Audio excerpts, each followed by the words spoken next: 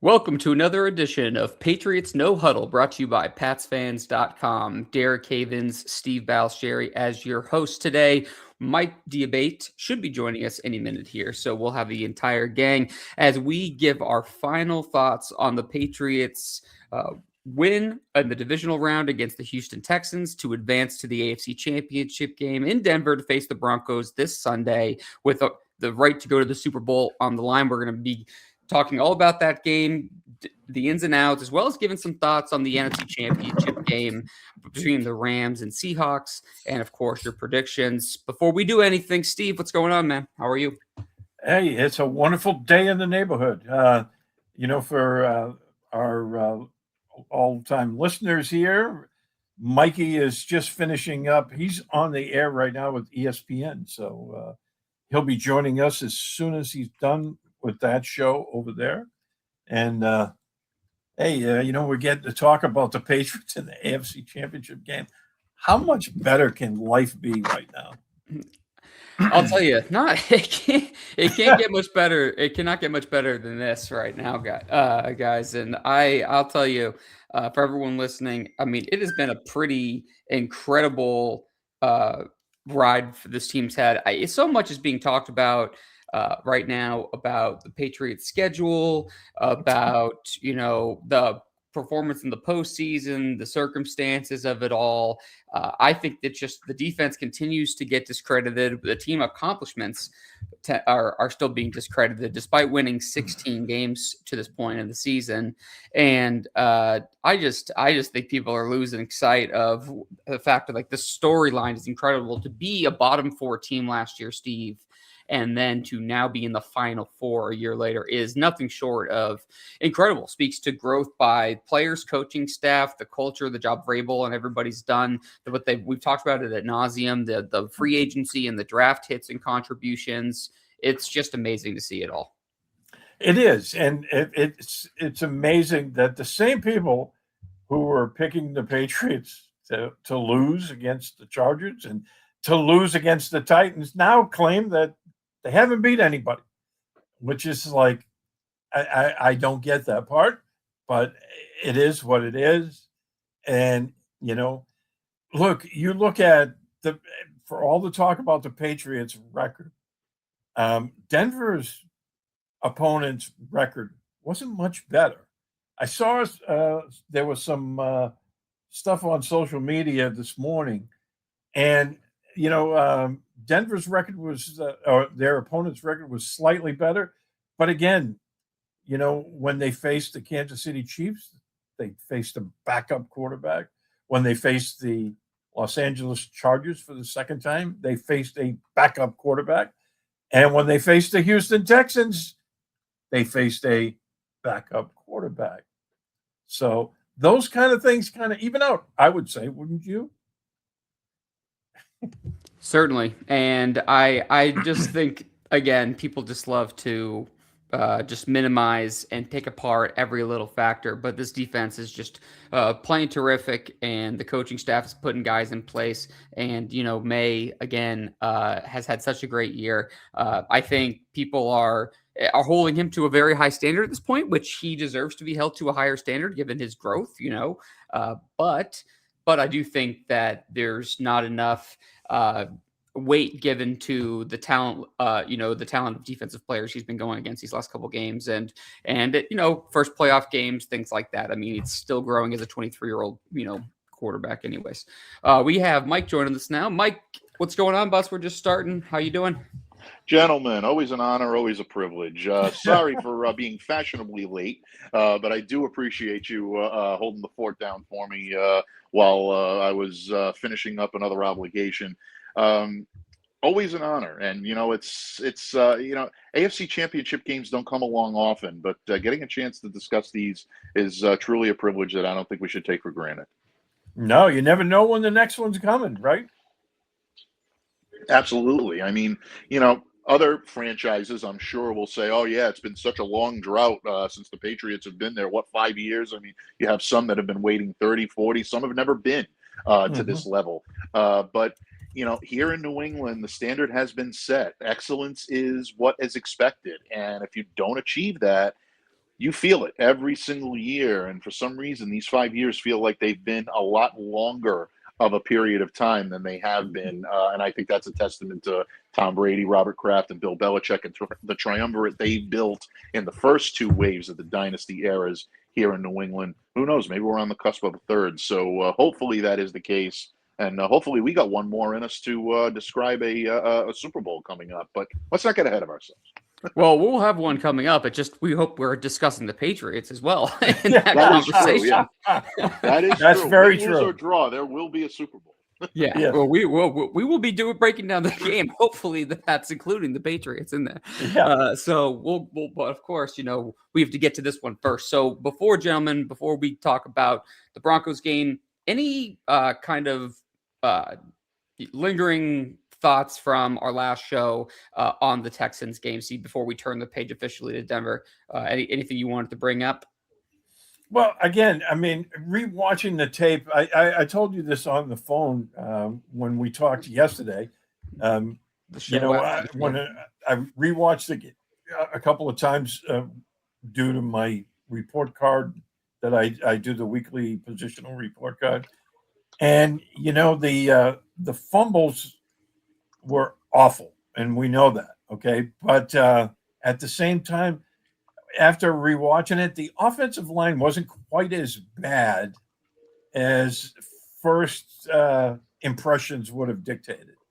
I thought that it wasn't all bad, especially that big drive in the fourth quarter where everyone in the stadium, including the Houston Texans, knew they were going to try to run the ball, and they ran it behind Michael Onwenu and Morgan Moses, and they chewed up 6 minutes and 9 seconds of the game clock. I thought that spoke very well for the offensive line. And look, we know Will Campbell struggles, but at the same time, I don't get all the talk all of a sudden now that's like, he's had 2 bad games in a row, and now people are saying he needs to move the left guard for Sunday's game. No. I don't foresee that happening whatsoever. Even after this game is over against Denver, or if they do make it to the Super Bowl, I think he's your left tackle, and he's going to have to learn from it. He's a rookie. Yeah. No, I think those are great points. Mike, any leftover thoughts? Anything from the Texans game? Anything on what Steve shared, or anything that you've kind of thought about since we got off the air last? No, I think Steve's right about the offensive line. I'm glad he gave them a little more credit than they got, because everyone is magnifying the performance of Will Campbell throughout the first couple of games. And look, he hasn't been at his greatest. He hasn't been as sharp. And I know that Patriots fans are concerned coming in because most likely, I mean, let's face it, he's probably going to be drawing the matchup of this game. And they're going to need all hands on deck. They're going to need everything to be what they need to be against this Broncos club. But again, I think what it comes down to is utilizing the weapons that you have on the field. Patriots got some very positive news today, and Matt Collins, he joined them on the practice field. His window to open, or I should say his window to return from IR is now open. So that's yet another option that Drake May will have in his arsenal if he chooses to utilize the middle part of the field or utilize the deep part of the field. Again, it's all about using the players that you have around you. The defense is going to be ready to tee off on Jarrett Stidham, and how well they're going to be able to contain him, and the job that they're going to be able to do against that Denver offensive line is going to be telltale. But I think in a lot of ways, build on what you saw, the positives that you saw from the Texans game, take those in, because that's going to be a building block for how you're going to be able to respond to everything that Denver is going to throw at you within the next couple of days or so. Hey, I think Chris is trying to tell us that the three of us are fat, because he said good evening to the three wide men of Patriots football. It's true. Yeah, we've been trying to lose some weight here, buddy, but Well, I kind of actually was tough. going the opposite way. I've been kind of bulking up right about now before I cut down finally before the summertime, and I'm feeling a little fluffy right now, holding about 197. So, Chris, that could be a typo, that might not be, but it's certainly apt because And we've all seen me when the camera's on. I think that kind of leaves that to itself. So, yeah. I mean, what, Chris, we'll embrace that. There must be multiple there must be multiple cameras on all of us. That's okay, Chris. We embrace that. We embrace it.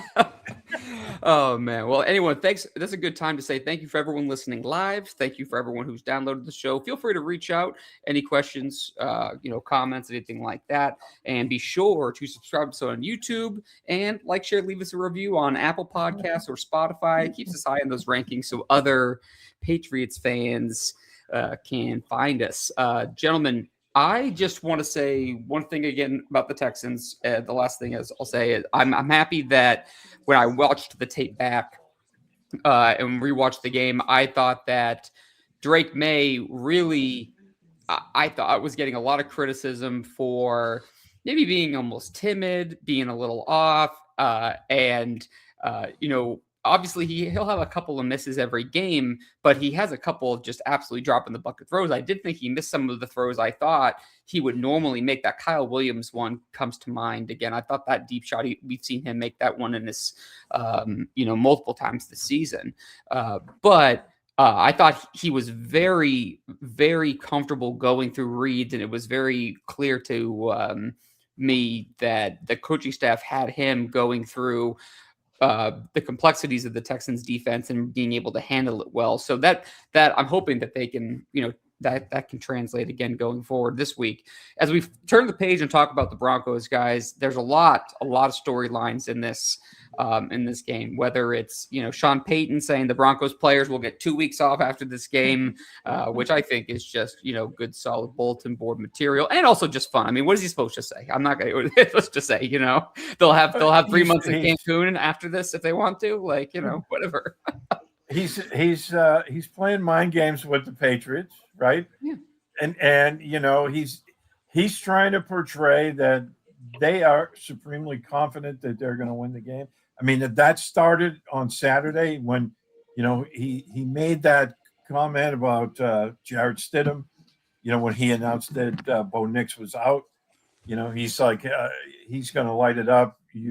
Just watch something. I know I'm paraphrasing there, but and then again, we're going to get 2 weeks off. So it's like, here you go, right? And I just think that is the ultimate mind game. And I don't think he's being disrespectful. That's just, he's trying to plant that seed in the back of the mind of the Patriots players. Yeah. Well, Kayshon Boutte, I thought, had the perfect response for it. I don't know if you guys saw what Kayshon had to say. Please share it. I did, but I'd love you to share it. He said, bottom line, look, you can rest in Cancun too at the end of the day. So, we'll see what happens. These guys aren't intimidated. They that's what I like about this team is they're not going to voluntarily give bulletin board material, but if there's a haymaker thrown their way, they're going to throw one right back. They're not going to hesitate to return fire. So good for Kayshon on that. It makes it a little more spicy for this one coming up. I like it. They definitely have taken on the edge, chip on the shoulder, underdog mentality. They're really riding with that hard. And look, sometimes it's kind of cheesy and over the top.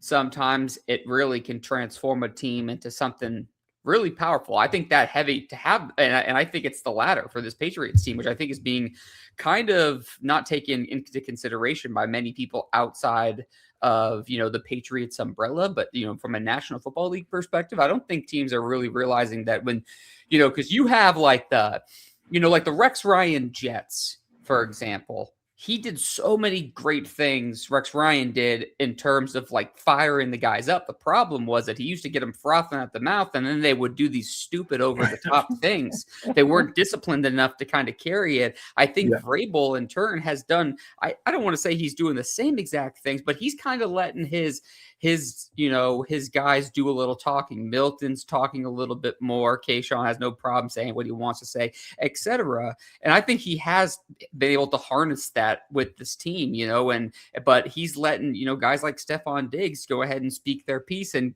have them carry that little fire. And I think that's a huge thing, especially when you're going into a place in Denver, which, let's just call a spade a spade. A lot of Patriots fans are not happy about traveling to go into Denver. I would say a couple different things. For one, this team was undefeated on the road all year, and it's a total. And the second thing is it's a totally new coaching staff, very different team. This isn't like an old veteran team like the Brady Patriots that we're talking a couple of years ago. A lot of the same guys went up there and lost, and this is in their head. This is a friggin' brand new roster. They're not worried about what happened. They're not worried about Harper's muff, or anything like that. That was Chris Harper, right? I'm not. Yeah, okay. I just want to make sure. I just want to make sure I didn't mess that up. But I just think that mindset's going to be huge for them. Yeah, I agree with that. And look, the one thing that does bode well for them is that they consider themselves road warriors. They were 8-0 on the road, and they actually the defense was about the same between home and away. The offense actually played better on the road. And, one of the things they've been practicing is going with the silent count, even in home games. They've been trying to do that more to prepare themselves in case they had to go on the road. And now they do in Denver. And we know that place is going to be rocking. It's always that way. It's going to be very loud. And the fact that they've been practicing their silent counts is not a small thing. Yeah, what are your thoughts on that, Mike? Yeah, I think that's an excellent point, Stephen. Look, Drake May mentioned that yesterday from his post-game podium as well. He's saying he's been using the silent count just about every road game. And the loudness of the stadium this week is going to be different from what he's used to because of the altitude. And obviously, I mean, you're going to throw in the mix of the hometown crowd cheering on their Broncos to try to get to the Super Bowl and, win the AFC Championship. So that magnitude is going to be elevated regardless of where the game is played. But that silent count is a smart thing. That's a very, dare we say, gentlemen, very Belichickian thing to do. You take what a team feels is going to be their advantage and you turn it into a disadvantage if you can and you have the personnel to do it. So far, the Patriots have done that. And I think it's been, to this point, working to their advantage. But we'll see what ends up happening with this. But I am very interested to find out if this does have an impact on not just Drake May's confidence and his pocket presence in this game, but also his ability to hold on to the football. That is an item that is out there right now. And, Pats fans are concerned. The national pundits are ready to hop all over it. How good will Drake May be this week at being able to protect the football?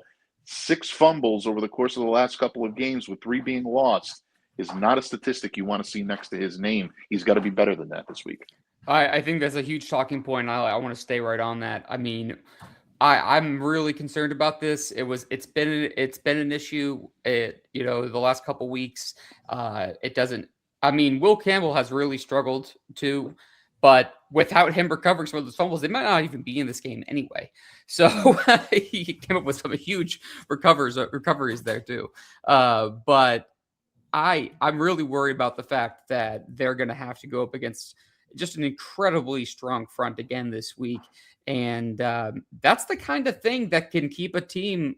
Oh, excuse me. Sorry, my dog's barking. But that's the kind of thing that can keep a team essentially just back in the game and give the Broncos all the firepower they kind of need and boost they need. Because Steve and I were just talking about this off the air, Mike, yesterday, that if the Broncos score early in this game, they could really kind of ride that, we still can do this mentality. And if a big turnover coming off the blind side again to Drake is just another spark they could use in order to go ahead and make this a dogfight down to the wire, versus if the Patriots can go ahead and do a better job protecting him, then if they can score early, it might turn into a game where they can go ahead and really just be in the driver's seat from start to finish. What do you think, Mike? Oh, without question. I'm sorry. I had you on mute. No, you're good. Yeah, no, I think you're absolutely right on the money when it comes to that. Look, I mean, the New England Patriots right now have to do two things, in my opinion, to be victorious in this game. One is Drake needs to take care of the football. That includes ridding himself of it before he either reaches his three-step or before he decides to either tuck and run and scramble or, use a designed run play to kind of get out of some trouble. The other is they have to control the time of possession. But I think one of those is going to be a little more dependent on the other. So in that regard, yeah, absolutely. The Pats clearly have a pathway to be able to neutralize what Denver does well. It all starts with cleaning up their own yard. Before you start sending pictures out to Better Homes and Gardens, you want to make sure that your house is all set, and then go out and make sure that you can try to turn what Denver does well against them. But I think you make an excellent point. Steve, what are your thoughts? I agree. And look, in my notes for the podcast today, under right at the very top, first line, keys for New England, ball security. They have to protect the football this week. They have to, and that starts with Drake May. And yeah, honestly, I didn't think he was timid last week. If anything, I thought he was a little too comfortable in the pocket, right? And he was sitting back there and he was just like waiting for play to develop. And I'm like, of course, he doesn't have the benefit of seeing the play that we do, but I'm thinking to myself, you got to get rid of it, especially. Yeah, it's like the opposite. Usually we're talking about speeding up opposing quarterbacks. So you don't want your young quarterback sped up. This is like, okay, yeah, we understand that. We're glad that you're not kind of like, what do they call it? Like the duck feet underwater. Yeah, you got to have that alarm in the back of your head telling you, that you need to get rid of it.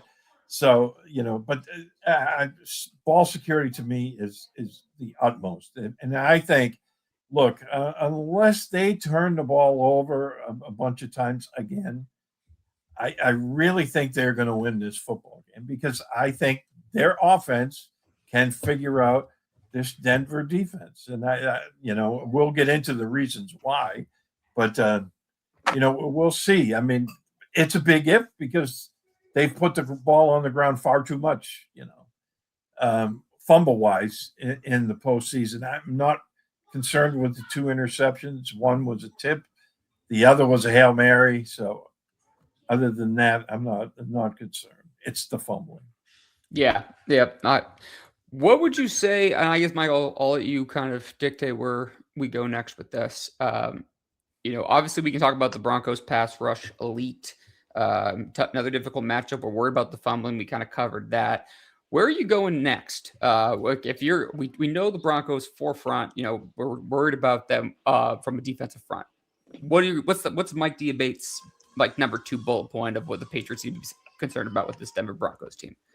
Well, obviously, if you're the Patriots, you want to identify an area in the Denver Broncos defense. I'm talking offensively now for the Patriots, where you can potentially attack, you can potentially exploit, because like you said, that front four, they are elite. That is an elite pass rushing unit. That is an elite defensive unit. And even in the secondary with someone like a Patrick Surtain, patrolling around back there, it makes going to your primary deep threat all that much more difficult. Who do you target? Who do you look at? Who are you going to be attempting to get the better of in this matchup? I got to think it's Riley Moss, the cornerback for the Broncos. 119 times this season, he's been targeted by opposing offenses, prone to penalties with 12 of them, and he's given up 9 deep balls, 9 of 28. Surtain is one of the best in the league at being able to defend against deep targets. But Moss can be had if the right person is on him. And to me, I think you throw Kayshon Boutte on him. He is the hottest receiver that the Patriots have right now on staff. I know that Surtain is probably going to end up getting matched with Diggs. You can't take him off of him. You almost have to put him on. If Kayshon Boutte finds himself on Moss at all, and Drake can identify that, I'm throwing the ball there every single time. I am letting someone like him beat me. If that's what you're going to be able to put out there, that to me is going to be where you need to. So if Boutte is someone that can align against Moss, I think that's a mismatch that needs to be exploited. If Drake can hit a couple of those, one of which could possibly go for a touchdown, there you go. You're building momentum. You're building on something that could help potentially sustain you in that game. So that to me is an intriguing part of this matchup. Do the Patriots go for Denver's weakness? Can they exploit it? I think they can if they have the right matchup. Well, and I would also throw out Kyle Williams with Booty on that one, but going deep, and then earlier practice, Mac Hollins back opening up his 20-day window or 21-day window, and he could be back this week because he's, as Steve said before we went on the air, Holland wasn't wearing a red dunk no contact jersey. And Quigg writes in the show, if Hollins plays Sunday, who sits? So we can answer that, as well as Hollins has been known to make some bigger plays down the field too. So with him coming back for some of those balls, I think they've missed kind of Hollins' presence a little bit as like a kind of a low-key underrated guy who's just seems to he kind of has some Brandon LaFell-esque kind of just like nothing flashy, you just kind of know what you're going to get with him. I'm not saying they're the exact same player or anything. I just mean like just his role in this offense. He's been able to, I think they've missed his presence a little bit there. Especially in the running game. Mm-hmm. Right. Even though they have been running the ball well, he's a big factor in the running game because he's got the size, and he's a very, very willing blocker. But the other thing in the passing game, he's that big possession type receiver. I mean, he's the biggest receiver they have on the team, and that you can never, discount a guy like that, especially in the red zone. So that's one of the things, that probably we'll be looking at. I think if he plays, to answer Quigg's question, I think Efton Chisholm sits this week. Yeah, I think that's probably the case. Quigg also said maybe no third running back. That's an option there, but I could see it. But I definitely think, Mike, that's a great point. Steve, do you have anything different? Well, actually, let's just jump around since people are writing in. So Chris asks, if you're the Patriots and win the toss, do you take the ball or defer? To me, I'm deferring if I can. I want, essentially, guys, my logic behind it is sometimes it's really hard to just get the opening kickoff and go right down the field. I think it'd be exceptionally hard to do it, especially with Denver. With Denver's with a backup quarterback. That being said, if the Patriots defense forces a stop there, that's the fast start. You just need to take air out of the sails right away because Denver's coming out with a script. So it's going to be the first two drives or so, Peyton and Stidham are going to be on the same page about what's happening. It's after that script. That's where it gets really interesting. That's where Zach Kerr and Vrabel and everybody on defense, that's when they're going to have to really start mixing things up on Stidham, because that's when things are going to get complicated. So, I would defer if I can, so that you can make the adjustments on offense in the second half and try to score, hopefully extend the lead at that point. But more importantly, I think you just want to have your defense make a stop early. The only risk with that, of course, is if they were to go down the field. Now that's exactly the opposite of what you're looking to do. What would you guys do? Would you take the ball or defer? Defer. Mike, what about you? I'm going back and forth, and I'm listening to a lot. I don't, and honestly, I probably think I would take the ball. And the reason why I say I take the ball is because you want to get Drake May an opportunity to get an idea for how that altitude is going to affect his deep ball. At that point, you got to take it. If you're going to take the ball, you got to take a deep shot to find out exactly how much extra he's going to have to put on his arm that he's going to be able to utilize. That's an underrated part of playing in that altitude. It's about conditioning. Yes, it's about breathing, making sure that you're taking in enough oxygen, keeping your brain sharp, keeping your muscles lubricated. That's all important. But it's all about how that air affects the football that you throw. Are you getting some extra yardage when maybe you didn't get it before? Even one or two can be a difference maker in terms of how the ball is thrown. Or are you throwing against, and is it going to be a detrimental force? So to me, finding that out as early as possible could be beneficial for someone like Drake May, who's never played in that altitude before. Yeah, and then you could also go ahead and if you put a drive together, that would take a lot of air out of the stadium too, right away. Right. So you can talk yourself into both, into both. But yeah, having played ball at 15,000 feet, the ball carries. I mean, and we've seen that in football, right? You know, the kicks in Denver, 50-yard field goals are like extra points in Denver because unless the wind is blowing, right. at that time, then that could affect it. But look, I think the wind will play a big factor in it, but the ball's going to carry. It does in the thin air, and it's just it's science, kind of like that. What was that, the gas law? Yeah. Yeah, the natural gas law. Natural gas, yeah, whatever it was there. Mona Lisa veto, so as Bill said. I was just looking up the Ideal gas. weather conditions for Sunday in Denver. Looks like it says partly cloudy, highs in the lower 20s. Well, it says it goes. I see.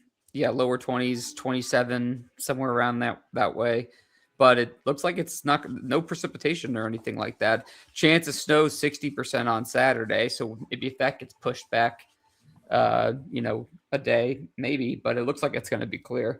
Would Mike? Do you think if it's snowy conditions, if it was to snow? Is that pro or con for the Pats in this one? Oh, I think it's about neutral. I mean, you saw what the Patriots looked like last week during adverse weather conditions. It's a little difficult to grip the football. And again, if you're already dealing at a disadvantage when it comes to the altitude because you're not used to it, any alteration in that could be a detrimental factor. But at the same time, they're tested in this weather. There were some flurries that kind of sprinkled around during the Chargers game. Obviously, it was a little more steady for the Texans game last week, but the Patriots are going to have to play through whatever conditions they have. Obviously, if anybody's seen the weather forecast here in New England, there's a pretty big snowstorm expected on Sunday into Monday. So at that point, they could be playing in a lot worse when it comes to the snow. I think the Pats right now need to worry about their own game and just play their game and kind of let the weather be what it is. Because there's nothing that I think they're going to see on Sunday that they haven't seen before. Yeah. Steve, any thoughts on that? Yeah, I don't think they, judging from these two teams, I don't think the snow would adversely affect one team more than the other or help one more team than the other. Maybe. I mean, I think possibly if maybe in the running game, I don't know. I mean, look, I think regardless of whatever the conditions are, the main thing for Patriots offense this week is ball security. Now, the weather can affect that for sure, but they have to run the football. And maybe if it's snowing, that would help them a little bit. I don't know. Denver is they're a little bit different defense than Houston is in the fact that they're a little bit smaller, faster. They flow to the ball. But I think if you're the Patriots, you come out, I don't care what the weather is or the temperature, you bring in an extra offensive lineman, you run the football, and you try to get up quickly and shorten this game. What you don't want is this game to drag on where that altitude starts to affect you in the second half. Right. And I firmly believe that Sean Payton is going to do a couple of the same things that he's done, with Bo Nix, and that early in the game, they're going to do control rollouts, right? They'll probably do that all game, actually, where they're going to roll Stidham out and try to make his job easier by finding the easy toss there in the passing game. And the other thing is, I think they're going to, as soon as they get a first down, they're going to go up tempo. and try to wear down the Patriots defense. They saw what happened in the last 2 weeks. And the easiest way to get that pass rush to slow down is to wear them down in the altitude where they can't breathe. And then, Denver's 12-2 in one-score games. And a lot of those were very late scores where, they wore down the opposing team. If you're the Patriots, how do you combat that? You run the football. You run it down their throat, and you shorten that game. So, they're not getting multiple possessions. Well, more possessions, I should say, in the second half. Yeah, I think that you can definitely. I definitely think you need to run the ball, and that will open up those play action deep shots, and I think you could. I do think you can muck it up because to me, you want to do a little bit of a combination. You want to run the ball to do exactly all the things that you just discussed. But I also think there is an emphasis, though. You do want to take some shots because you do need to get some explosive plays to put up some points. I do think it's important because similar to the Texans, I feel like 24 is a pretty good number. Once the Patriots hit to about 24 points, I feel like it starts to very much swing in their favor. That I think Denver can absolutely, if this game's in the teens around 20, I definitely think Denver's going to be right there. I'm not expecting Stidham to just totally collapse. I think the Patriots are still in an advantage facing, he's not as good as Bo Nix is, but I don't think he's an absolute, just someone who's just going to dribble down his pants either. And so I think that when you were talking about what needs to happen from an offensive standpoint for the Patriots is getting to that 24-point mark. And then you start putting a lot of pressure on him. And when you have the pressure on him to make throws, I like the Patriots defense, the way they've been kind of making plays in those circumstances. I think they'd be in to make a play there to seal it with the mistake when he feels like he has to, score more points at the end of the game. Mike, what are your thoughts on what Steve just said and what I just said? Yeah, I absolutely agree. If you're going to have success against this Denver defense, you've got to run the football. And look, that's exactly what I expect the Patriots to do. Ramondre Stevenson is going to have his share of carries, and I believe Travion Henderson will as well. You need this opportunity in order to be able to keep your team conditioned. Like Steve said, you don't want yourself getting worn down. You don't want yourself getting to a situation where you can't take the altitude and it does become a factor in your health, in your breathing especially, and that can be a problem. That can really be an issue, and we've seen teams that go in and don't properly account for the change in altitude that they're going to have, and they pay the price. The best way that you do that is to make sure that your running game is clicking on all cylinders. So, yeah, that's something that I believe they're going to do. I think Denver, in a lot of ways, is going to take a page out of that book, and they're going to continue to do the same thing. Dobbins coming back to me is something that should raise at least an eyebrow or two in Patriots Nation to know that that Denver offense is going to be running at full speed ahead. I believe he'll be activated prior to the game. I know RJ Harvey has done a decent job in his absence, but yeah, these are the types of matchups before the game takes place that can really help to dictate. But yeah, continue to run, continue to keep the ball on the ground, and I think they'll have a good opportunity to keep themselves in a position to win this. Yeah, very, very well said. And Quig makes a comment about they can't chase Stidham around. I saw some place where Nick scrambled and tired out the defense, and yeah, I definitely don't think you don't really want to chase. To me, if you want to bring a blitz, I could see some similar things they did to C.J. Stroud, doing to Stidham, especially later. To me, though, I don't want to give him just layups right away. I think you're gonna have to force him to basically make progressions and decisions, and because if he's gonna be able to just hike and go to his first read real quick, which I'm sure Sean Payton's gonna probably try to do, just let him see the ball go through the hoop a little bit.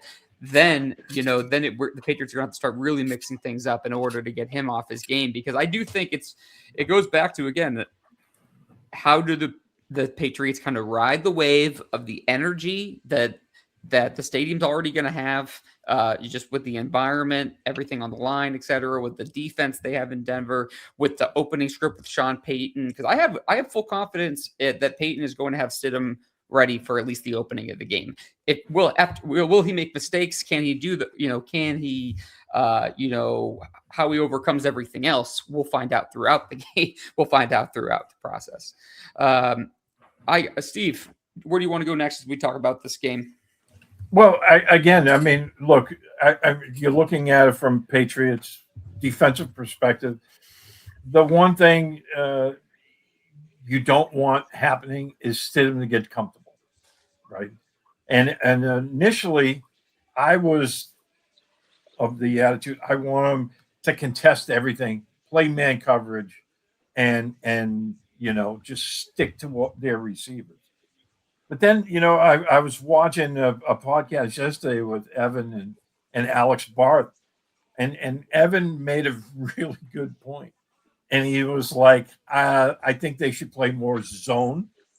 He was talking initially, play more zone, because man coverage for a quarterback, especially with a guy that hasn't played much and doesn't have a ton of experience in the pros, which he doesn't really, it's much easier for him to read that and to make his throws. Where if you play more zone, you can confuse him with some different looks. And I think that's a really good point. But you know, we know that. Look, we want the Patriots to run the ball. I think the opposite is also true for the Patriots defense. Regardless of whether Dobbins plays or if he does, if he's effective or not, they have to stop the run. And we saw that last week with CJ Stroud, because once they stopped the run, he really had nowhere to go with the football. And they can do this again. I think if they, granted, Denver's offensive line is much, much better than the two teams they've played, in the first two games of the playoffs. But at the same time, if the Patriots stop the run and make them one-dimensional, that makes the secondary's job so much easier against Stidham. And look, I think he's going to play well. Everything we've heard about him, Josh McDaniels, other guys who knew him as a Patriots player, they have a high regard for him. And look, the Patriots tried to bring him back this year as the backup. They made an effort to bring him back, so they know his work. So I think he's going to be okay. They just, is he going to be Bo Nix? I don't think so. But at the same time, I don't think, as you said, Derek, he's not going to dribble down his leg. Right. Yep. Mike, anything you want to add to that? No, I think I think Steve has essentially summed it up very well. I mean, look, Jarrett Stidham is a competent backup in this league. He is a professional football player, and anyone who thinks that the Patriots are going to be facing lesser competition out there just because it's Stidham as opposed to Nix is not seeing the forest from the trees. Steve and I both watched this kid when he came in. We were in the media room when he was drafted. And I can remember, speaking to a lot of analysts at that point and saying, what do you see in this kid? What do you think this kid is going to be? And I think the knock on him right then and there was great arm, obviously, but has difficulty picking up the blitz. And that's where the Patriots need to focus their energy when it comes to Jarrett, and try to keep him off base, keep him confused, continue to keep pressure on him, because if it does, he's going to have difficulty, recognizing some of the coverages that the Patriots are going to throw out there. And we know that Zach Kerr loves to spin the dial. He loves to mix things up a little bit. That's one of the best ways to be able to neutralize him. So, yeah, if the Patriots want to be able to keep Jarrett at bay, that's the way to do it. But if the Broncos can give him confidence and he starts hitting some of his targets and making throws, yeah, this could be a real interesting game, and he has the stock, and he has the ability to be able to win it for them. So Pats have to be really careful here. Most certainly. Let's jump into the NFC game, gentlemen, and then we'll we'll go through that whole thing, and we'll get back to our predictions for the Patriots. So we'd be not doing service. We didn't talk about who the Patriots could potentially play. The NFC Championship game. The Seahawks are currently 2.5-point favorites over the Rams in Seattle Sunday evening. First and foremost, gentlemen, Steve, who would you rather, if the Patriots were to advance, who would you rather the Patriots play, the Rams in Seattle? And if you want to consider, if the answer is different, or if it's the same, I'm kind of curious, for one, which team do you think the Patriots match up better with? And two, who do you want to see? Because that could be, you want it aligned with the fact that you have the easiest game, or you could see who maybe the best matchup in your mind. Well, I don't think either one would be an easy matchup for different reasons. I think Seattle's defense is outstanding, and look, the Patriots have, say what you want about their opponents in the playoffs so far, but they've been going against the number 8, the number 2, the number 5 defense so far, and there's something of that nature. And Seattle is another top 5 defense, right? They've been outstanding this year. Now, I think the Rams offense would be a more difficult matchup for the Patriots than Seattle's would, but they, at the same time, look, I think both would be a challenge, and you don't get to the Final Four if you're not a challenge. I just think I would rather face Seattle because I don't like the Rams.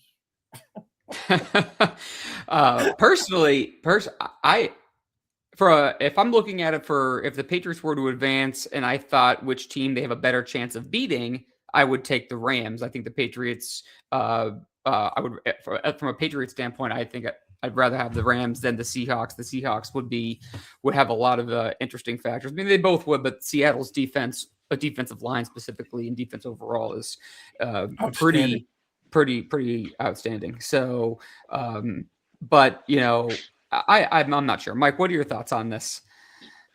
Yeah, I'm pretty much aligned with you and Steve. I mean, in terms of the team that I would rather see, I'd rather see the Seattle Seahawks from a personal standpoint because I'm really not a Rams guy. I'm also like my good friend and Patriots paisan, not a big fan of Sean McVay, but bottom line, you have to respect for what they've done, and that would be a difficult matchup for the New England Patriots on both sides of the ball. But I think I'd rather see the Rams from a professional standpoint because that Seattle defense scares me. That really does. They are playing at a very, very high level at all 3 levels.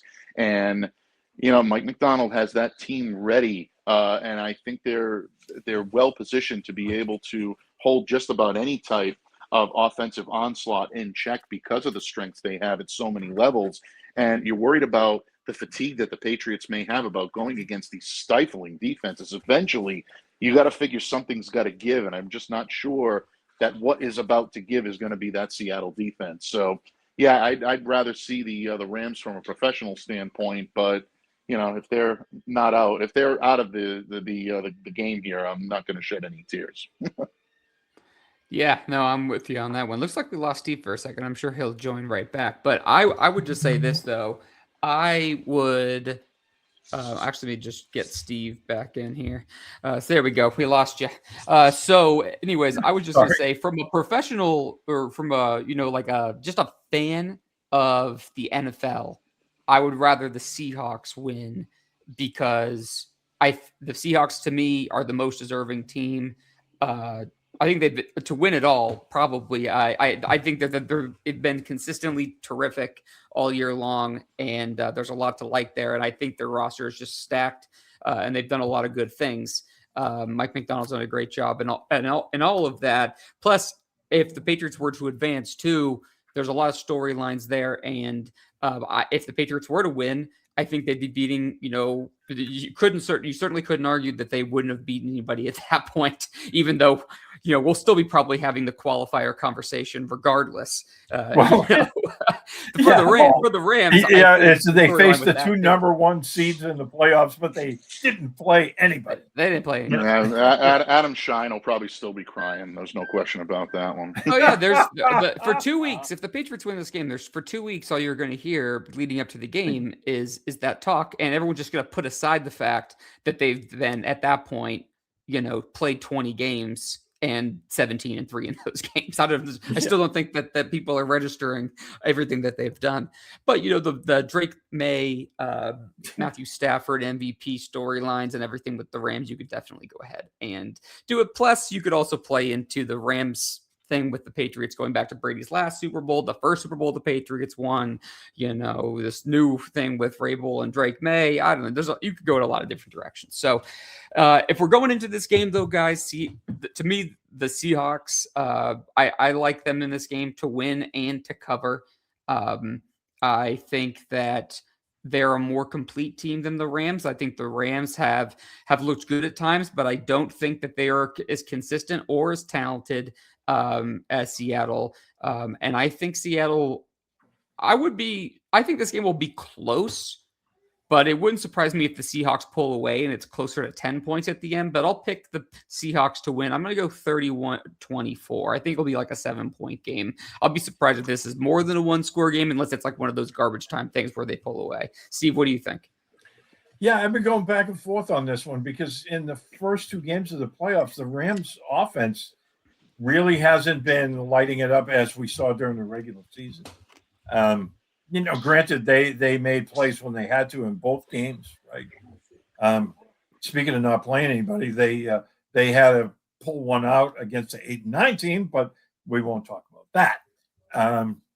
But I just think Seattle playing at home in the conference championship game, they're going to ratchet it up another notch. I think, the last time that 2 teams played, they went to overtime.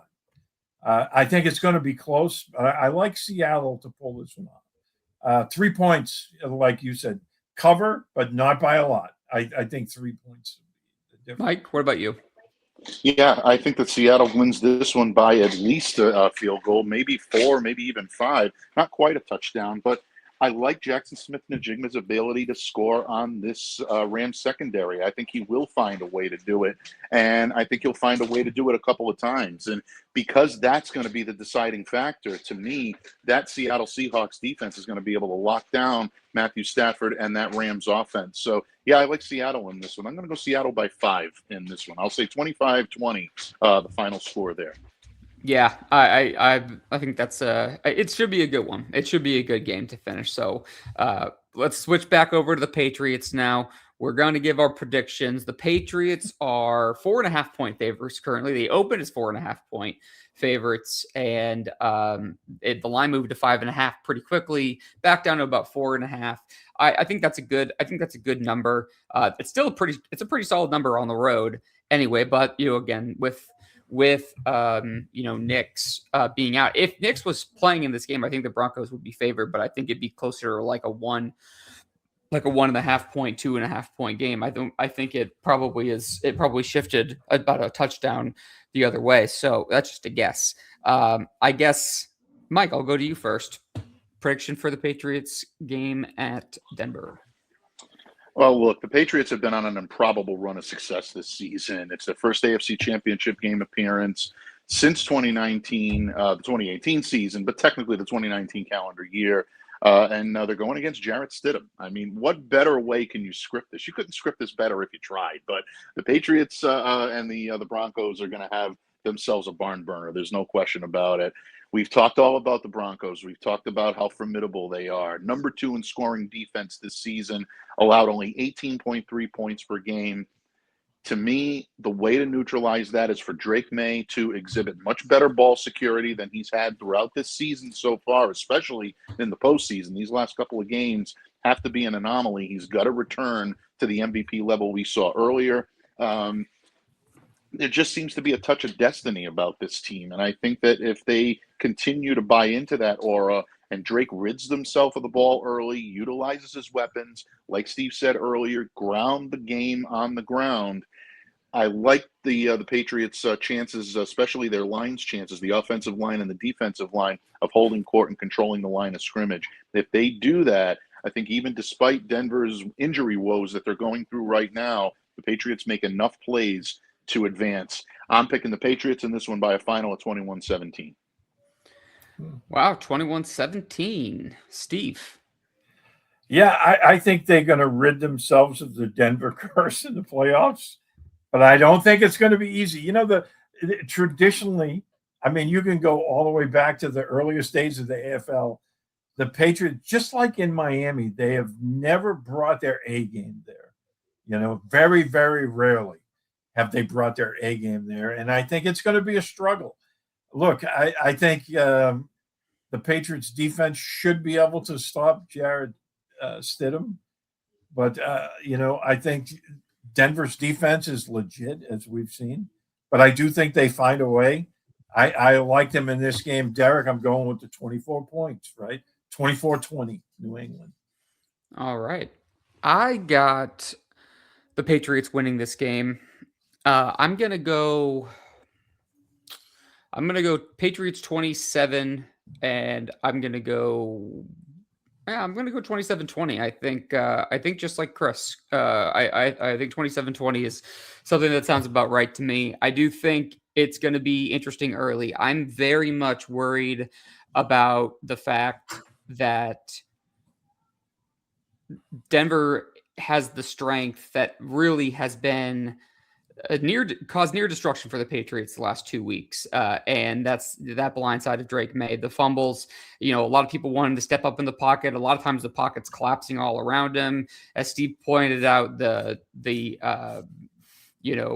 almost he needs that egg timer to go off a little bit faster on some of those throws. I also think they have to do a better job of getting him into a rhythm early. I know it's hard against Houston's defense, but they're going to need to go ahead and just get some easy kind of completions and some chunk yards to go ahead and really gain some momentum and get a full head of steam there for the offense, because it just hasn't been able to do that. And I do think if they address the running game and they pound the rock, you'll see things like that. Like that's Ramondre Stevenson drive, and later in the game versus the Texans. I think that opens up so many things for you. Allows Drake to go ahead and utilize his legs. You could use play action. You could use the deep shots. And I ultimately think as long as the Patriots don't keep don't turn the ball over, I think that they win this game. If the Patriots turn the ball over like they have in the next few weeks, it's going to come down to the wire. It does feel like this team is kind of on just an incredible team of destiny kind of run, but I definitely think that they can't waltz in there and just expect them to blow doors because the backup quarterback's there. I think if they continue to make the same mistakes and they have that mentality, they will be, I think, smacked in the mouth pretty hard. I just don't expect them to do that. I think Vrabel will have the team ready to go. Steve, final thoughts? Yeah, I look, I think this is going to be one of those games, right, where you're going to be on the edge of your seat. I think it's, and it's always been that way in Denver, right? It's like, at the end of the game, we're going to be like, oh boy, the pass rush is starting to slow down.